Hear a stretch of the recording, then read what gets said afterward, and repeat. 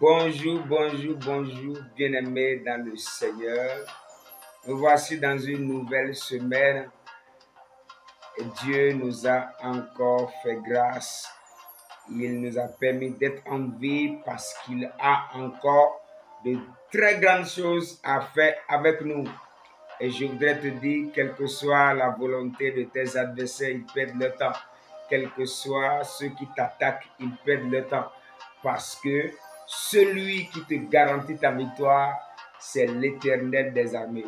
Et bien évidemment, lorsque nous avons une personne de confiance avec qui nous marchons, une personne de confiance sur qui nous nous appuyons, nous avons libre expression et nous aimons tout faire galamment juste en nous appuyant sur de telles personnes. Et je voudrais te dire, la meilleure personne existante capable de nous aider à avoir le maximum de victoire, le maximum d'autorité s'appelle l'Éternel des armées. C'est pour cela que lorsque Dieu s'est révélé à Gédéon dans le livre de Juges, chapitre 6, à partir du 15e, 16e verset, la Bible nous dit que l'Éternel lui dit: je serai avec toi et tu battras Madian comme un seul homme. Waouh! Quelle belle promesse, quelle grande promesse. Je serai avec toi, c'est-à-dire ma présence avec toi, c'est ce qui te garantit la victoire que tu auras sur les Madianites. Et pour votre petite histoire, c'était les Madianites qui maltraitaient le peuple. Et même Gédéon tremblait lorsqu'il voyait même les Madianites. Et Dieu lui dit: ok, moi maintenant je serai de ton côté et toi tu battras Madian comme un seul homme. Ce n'est pas vous, mais dis-toi. Je voudrais te garantir ceci, s'il te plaît, écoute-moi bien. Il y a de grandes victoires qui t'attendent, mais tout ce qu'il te faut est que tu réussisses juste à t'appuyer sur l'Éternel. Tu as de grandes victoires à remporter, tu as de grands succès, tu as une grande destinée à accomplir, mais la meilleure chose qu'il te faut, c'est la présence de l'Éternel à tes côtés. Les meilleures victoires que nous pouvons avoir dans la vie, s'il te plaît, écoute-moi, nous ne pouvons pas les avoir en dehors de l'Éternel. Si Dieu est avec Gédéon, alors Gédéon est majoritaire. C'est-à-dire, lui, avec l'Éternel, suffisait déjà. Alors, qui combattait, c'était plus Gédéon, mais c'est l'Éternel qui combat. La parole de Dieu nous dit: le cheval est apprêté pour le jour de la bataille, mais la victoire appartient à l'Éternel. Je voudrais te dire, s'il te plaît, parfois nous pensons que nos stratégies, les méthodes que nous nous adonnons, auxquelles on s'adonne, nous pensons parfois que ce sont ces stratégies qui nous permettent d'avoir la victoire. Mais je suis désolé. La victoire vient de l'Éternel. Dieu peut t'inspirer des stratégies, mais n'oublie jamais que la victoire ne vient que de lui.